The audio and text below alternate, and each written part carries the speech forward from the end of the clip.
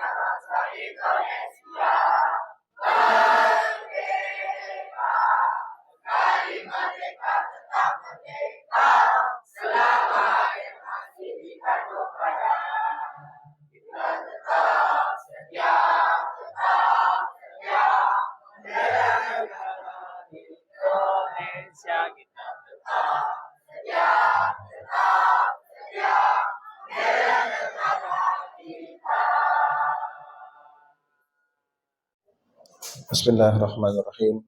Alhamdulillahirabbil alamin, hamdan syakirin, hamdan naimin, hamdan yuafi ni'amahu wa yukafi mazidah. Ya Rabbana lakal hamdu kama yanbaghi li jalali wajhika wa li 'azimi sultanik.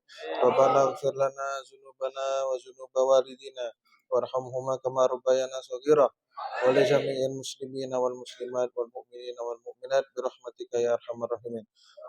Rabbi ighfir lana wa li walidina warhamhuma kama rabbayana shaghira wa li jami'il muslimin. Sallallahu ala sayyidina Muhammad wa ala alihi washabbihi ajma'in. Alhamdulillah.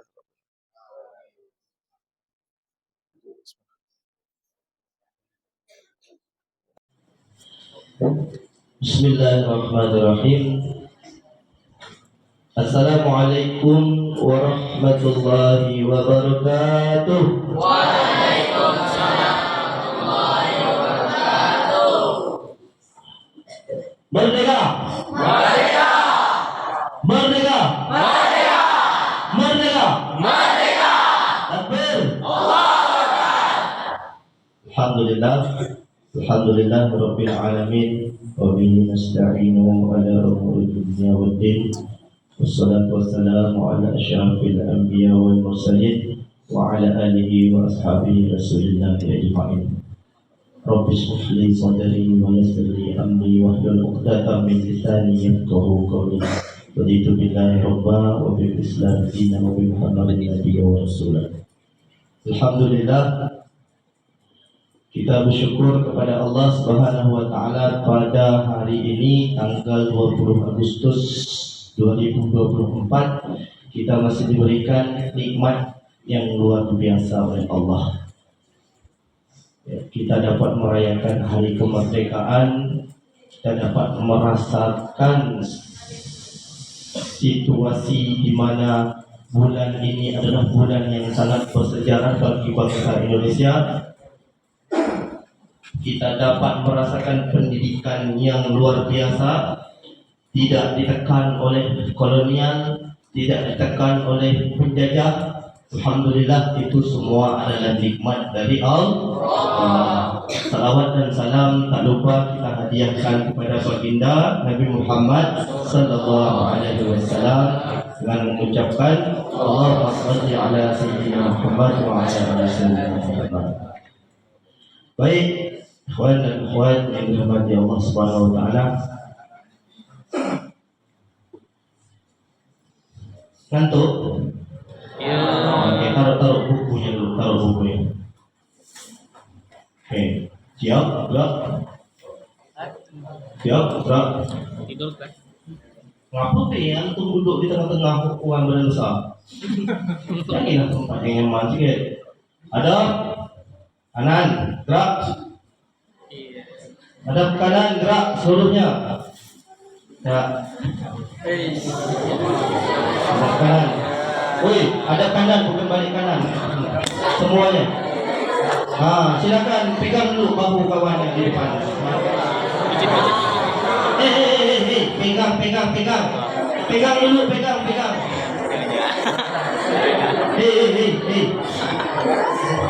Tolonglah sikit.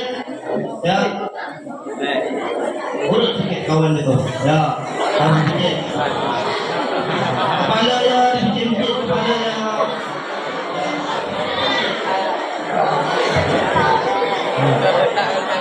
Wayu, bau habis kurus. Apa enggak? Siap. Hadap kiri, hadap kiri,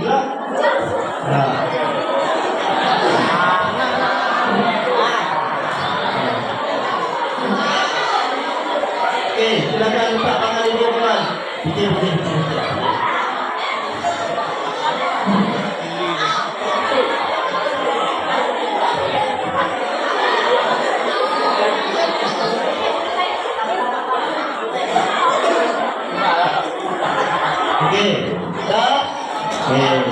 Ada kanan, baik. Siap mengikuti acara seminar pada siang hari ini. Insyaallah 17 Agustus 1945 peristiwa apa yang terjadi?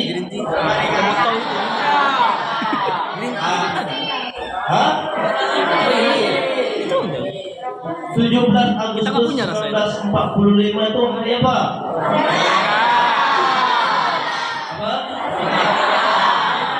Hari Jumat.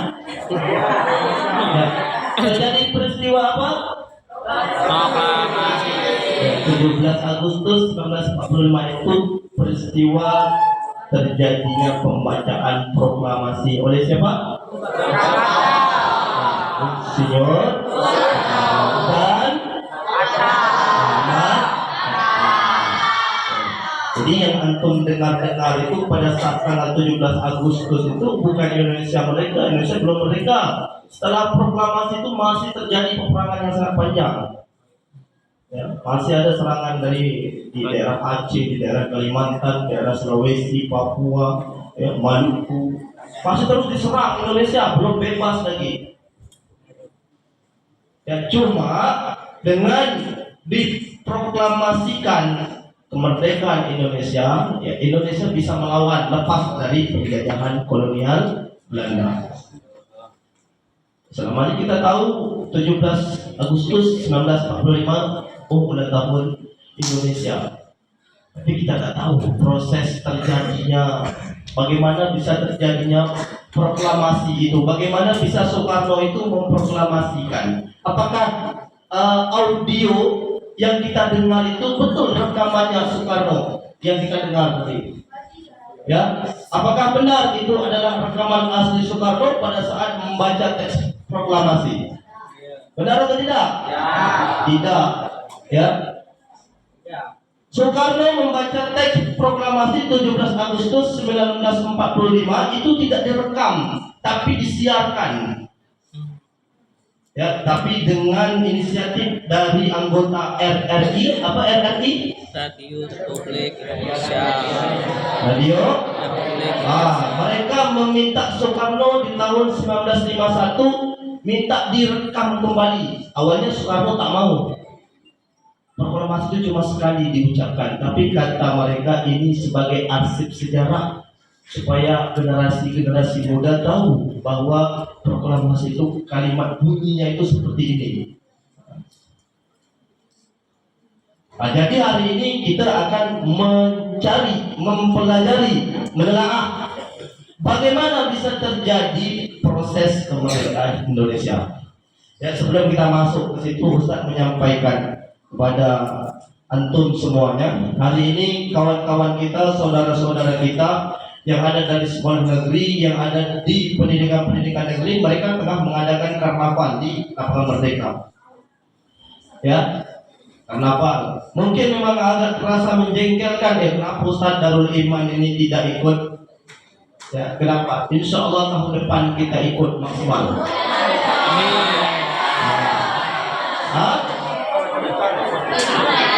Apa pula? Masih bisa lah ikut, masih balik lah. Tahun depan.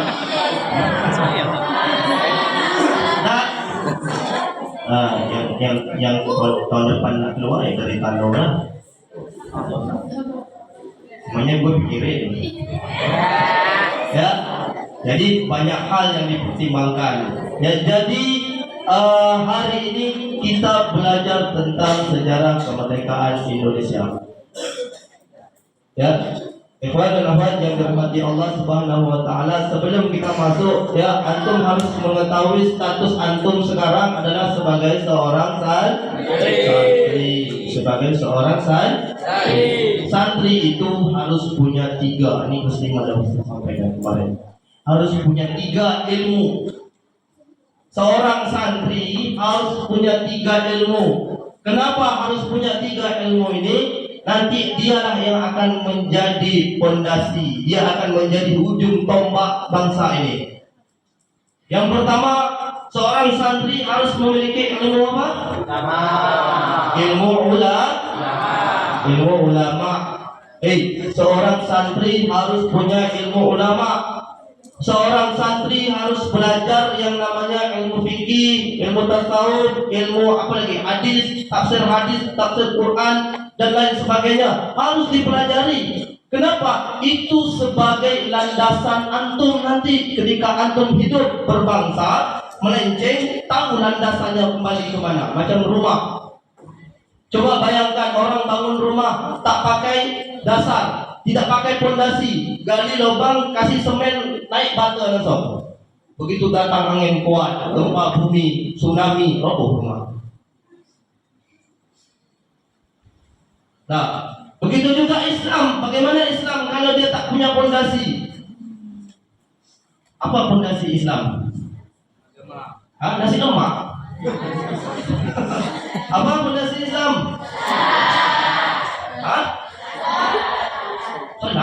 Solat itu yang pertama. Rukun Islam. Kenapa salah Ustaz?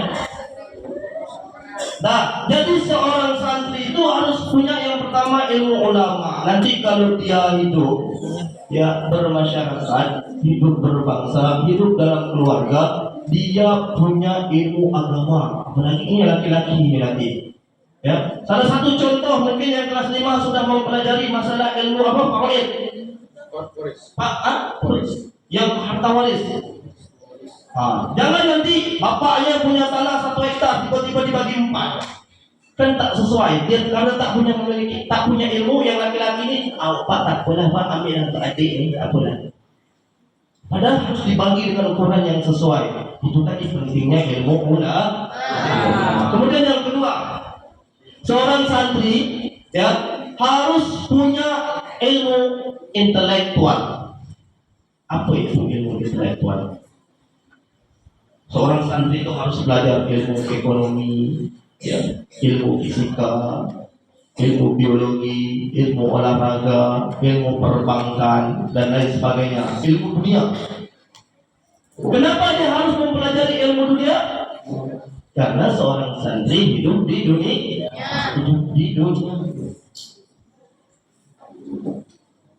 Yang ketiga, seorang santri harus memiliki ilmu hikmah. Apa itu ilmu hikmah? Ilmu spiritual kepada Allah. Dan sudah banyak proses kehidupan dunia dia jalani, banyak proses kehidupan ilmu akhirat dia jalani, dan jangan lupa bersyukur kepada Allah. Jangan lupa meminta kepada Allah. Ada orang ilmu agamanya bagus, tapi hartanya sedikit. Apa yang kurang? Mungkin dia kurang meminta dengan Allah. Dia pasrah karena sudah punya ilmu agama yang bagus. Aku sudah bekerja, masa rezeki aku segini-segini. Dia kurang salat duha. Kemudian ada orang yang kerja di kantor, setiap hari profesinya tinggi, jabatannya tinggi, tapi hari-hari stres, balik ke rumah stres, marah-marah, meradang, tiba rumah lempar tas, itu karena dia kurang bersyukur. Dia dikasih nikmat oleh Allah, tapi dia tak mau bersyukur. Jadi 3, seorang santri harus punya 3 ini. Dan termasuk kita mempelajari hari kemerdekaan Indonesia hari ini, itu merupakan salah satu seorang santri harus paham tentang ilmu sejarah. Berarti masuk dalam kategori ilmu intelektual. Baik, hari ini seminar kemerdekaan kita yaitu menanamkan jiwa nasionalis pada santri. Kalau antum ikut pawai, mungkin yang antum tangkap dan antum tanam di dalam kepala antum, ini orang pakai baju udah pilot ini, pula apa namanya angkatan, pula petani bawa cangkul ubi bergantung. Sekali balik ke rumah ditanya orang, bagaimana proses peristiwa proklamasi? Macam mana? Ya Raka, selama antum hidup dekat sana Raka, apa nama Pulau Lalang? Tahu sejarah proklamasi Raka? Sejarah Pulau Lalang tahu tak? Astagfirullah. Tak tahu juga. Antum Rehan tahu tak Rehan sejarah Pakong? Tak tahu? Jangan-jangan Surya pun tak tahu sejarah Pulau Lalang. Ustaz Salas, lanjut Ustaz Salas. Tadi sudah tengok tak filem Buya Hamka? Ada kaitannya dengan dengan materi yang Ustaz sampaikan. Di filem Buya Hamka itu ada satu kolonial Jepang, yang pada saat itu datang ke Indonesia. Jadi peristiwa kemerdekaan Indonesia ini ada kaitannya dengan Jepang, bukan semata-mata Insinyur Soekarno itu langsung membaca teks proklamasi, tidak. Banyak proses melalui rintangan-rintangan, terutama adalah karena bantuan dari Jepang. Pertama Jepang ini datang ke Indonesia itu tanggal 11 Januari 1942. 1942 bukan 1945, 1942. Itulah berapa tahun jarak ke 1945? 3,5 tahun. Berapa tahun tuh jarak itu? Jepang mendarat di Tarakan, Kalimantan Timur. Selanjutnya dia bergerak ke Balikpapan, Palembang, dan Piayu. Laju, nampak? Dia datang Jepang nih. Maksud dan tujuannya, dia datang nih, niat itu sama lah dengan Belanda. Cuma caranya yang Berbeda. Kalau Belanda dengan cara paksa, kalau Jepang ini dengan cara merayu. Kasih ini dulu, ambil lebih. Tadi kan dikasih mobil kan? Ini apa namanya, tuan yang aku kasih ke mobil. Dia merayu. Kalau Jepang, kalau Belanda tak dicerita. Nak, karena aku tembak. Nah, kemudian tanggal 1 Maret 1942, Jepang menduduki 3 kota di Pulau Jawa, yaitu Teluk Banten, daerah Pantura, dan kota Pasuruan. Jadi dari Kalimantan Timur, ya, turun ke daerah Sumatera, turun ke Jawa.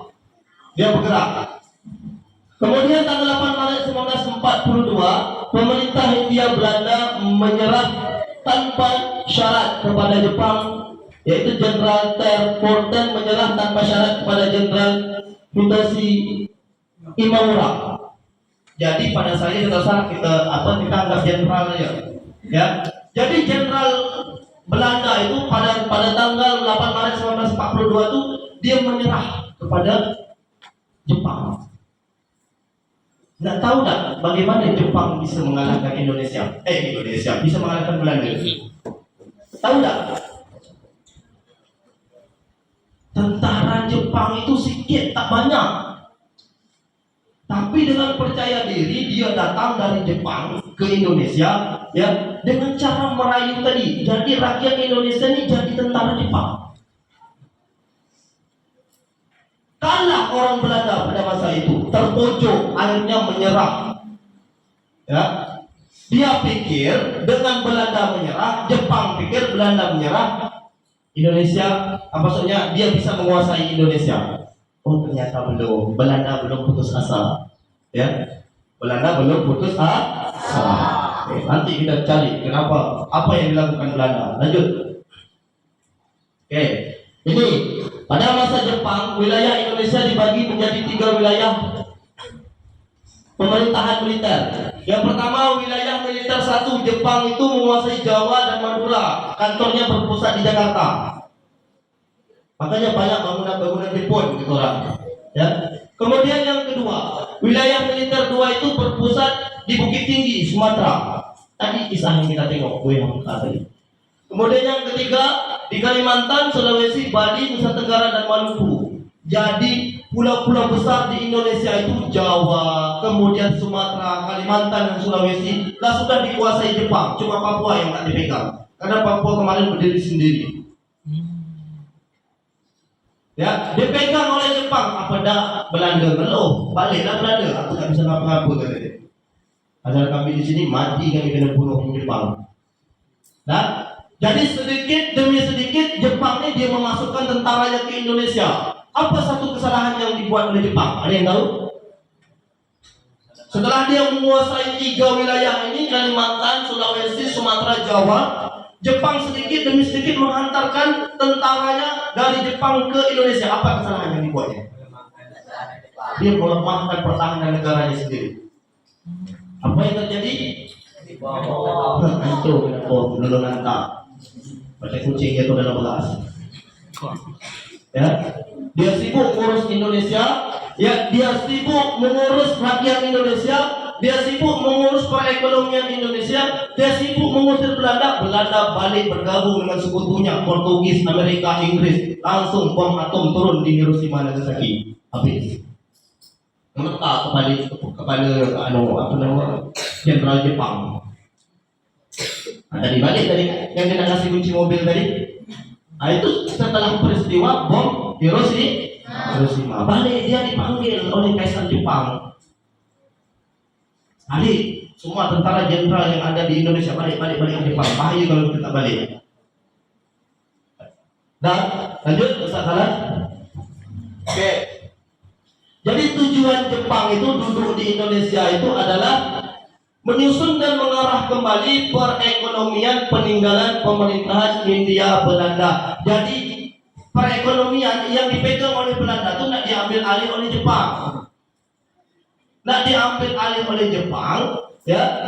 Tapi dia membuat perekonomian Indonesia ini dibagi porsinya dengan Jepang dan Indonesia. Kalau Belanda tak semuanya diambil, kerja paksa, tanam paksa. Nah, kemudian tujuan utama ini mengarahkan kebijakan-kebijakan pemerintah militer untuk menghapuskan pengaruh-pengaruh Barat di kalangan rakyat Jawa dan memobilisasi rakyat Jawa demi kemenangan Jepang dalam Perang Asia Timur Raya. Ya, jadi tentara Jepang itu dia memanfaatkan rakyat Indonesia ya untuk memerdekakan perang di Asia Timur Raya, bukan Indonesia, Asia Timur Raya.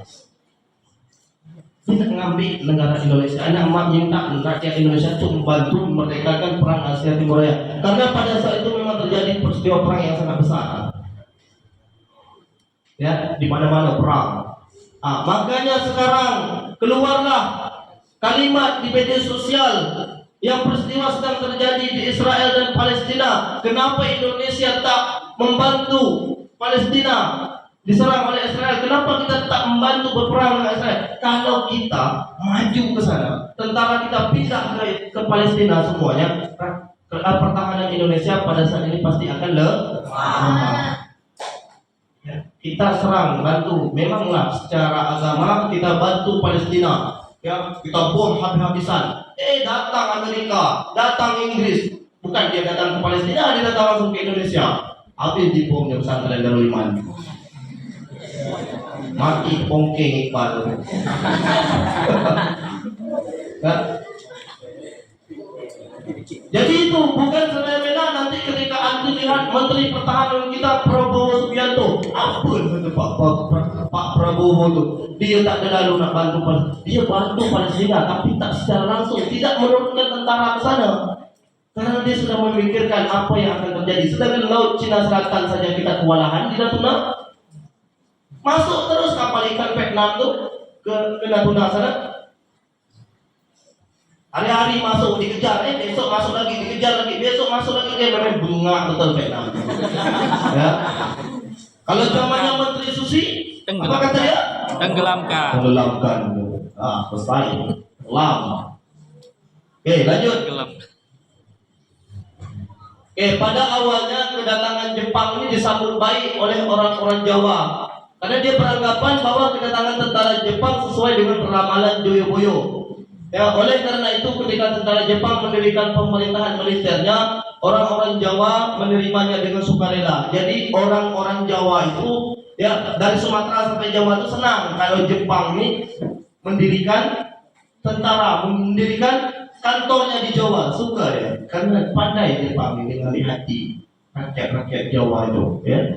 Rakyat-rakyat orang-orang Sumatera. Lanjut, kenapa boleh Jepang itu mengizinkan Indonesia mengibarkan bendera merah putih di samping bendera Hinomaru, jadi berdampingan dengan bendera Jepang. Kemudian mengizinkan menggunakan bahasa Indonesia di zamannya Belanda tak diizinkan Indonesia, sama dengan kita di sini. Antum tak diizinkan pakai bahasa Indonesia, artis bahasa Fauzi. Kalau tak pakai bahasa Arab dan Inggris. Bahasa Fauzi punya bahasa. Ya. Sama dengan Belanda dulu. Jadi di zaman Belanda itu rakyat Indonesia dipaksa pakai bahasa Jepang, bahasa Belanda. Makanya jago-jago orang-orang dulu pakai bahasa Belanda. Dan kemudian yang ketiga, Jepang mengizinkan menyanyikan lagu Indonesia Raya berdampingan dengan lagu Kimigayo. Kita tahu Kimigayo yang sudah, ya. Itulah. Jadi Jepang mengizinkan semua proses itu dengan syarat. Kau Indonesia, kau boleh begini, tapi dengan syarat begini. Macam Buya Hamka tadi, yang dia nak membebaskan para ulama tadi, apa? Ada syarat tak dari tentara itu? Ada syaratnya. Harus bergabung dengan apa? Nippon. Superman. Dengan Nippon. Akhirnya apa yang terjadi dengan Buya Hamka? Buya Hamka difitnah, dicela, ya. Dituduh yang bukan-bukan, padahal dia berbuat itu semua untuk rakyat, untuk ulama Indonesia. Lanjutkan. Ini tadi yang masalah Nippon tadi ya, masalah baju. Coba lihat. Oke, ini dia. Ya, Perdana Menteri Koiso. Jadi pada tanggal 7 September 1944, ya, Dia mengeluarkan pernyataan bahwa Indonesia akan diberi kemerdekaan di kemudian hari. Memang sudah dijanjikan. Makanya disebutlah dengan janji Koiso. Siapa itu Koiso itu? Ya, Perdana Menteri Koiso dari Jepang. Dia berjanji di 7 September 1944 dia berjanji nanti Indonesia akan merdeka suatu hari. Yang sudah janji mereka dengan Indonesia. Lanjutkan. Inilah. Jadi menjelang 17 Agustus 1945 terjadi proses ini. Proses apa namanya? Apa? Sebelum 17 Agustus 1945, sebelum Soekarno memproklamasikan, sebelum Soekarno membacakan teks proklamasi itu, ini yang terjadi. Ya, pembentukan panitia PKI ya 1 Maret 1945 ya, Jepang mengumumkan dibentuknya Badan Penyelidik Usaha-Usaha Persiapan Kemerdekaan Indonesia atau yang disebut dengan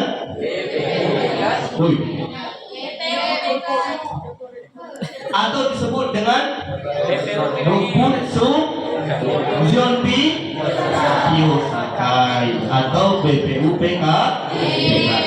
Itu bahasa dari Jepang itu Nobutsu Zonbi Kyosakai atau disebut dengan BPUPKI.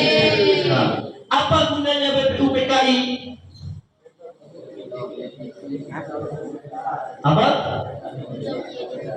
Untuk menyelidik, mempelajari dan mempersiapkan hal-hal yang terkait dengan masalah tata pemerintahan guna mendirikan suatu negara Indonesia merdeka. Jadi BPUPKI itu sebelum dibentuk Indonesia tak punya landasan negara. Indonesia bergantung kepada landasannya penjajahan. Cuma ulama lah yang memegang keras syariat Islam pada saat itu. Cuma para ulama lah yang memegang teguh masalah agama.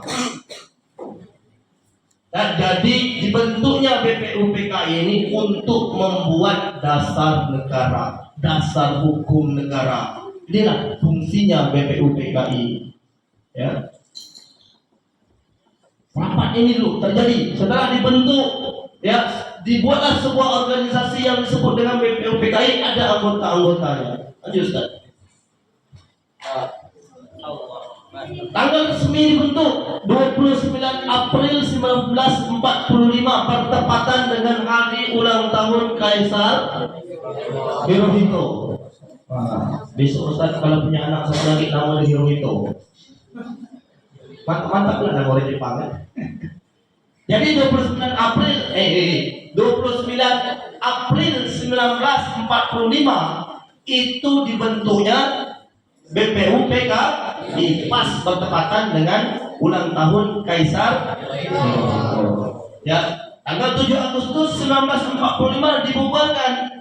BPUPKI diganti dengan PPKI. Apa PPKI? PTKI, Panitia Persiapan Kemerdekaan Indonesia. Jadi BPUPKI ini merumuskan, membuat segala sesuatu apa yang disiapkan. Dihapus, dibubarkan tanggal 7 Agustus 1945 diganti dengan PPKI. Ya, panitia persiapan. Siapa panitia yang siap menyelenggarakan ini? Nah, kemudian BPUPKI dibentuk tanggal 29 April 1945 dengan ketuanya siapa? Dr. Rajiman Widyo Diningrat.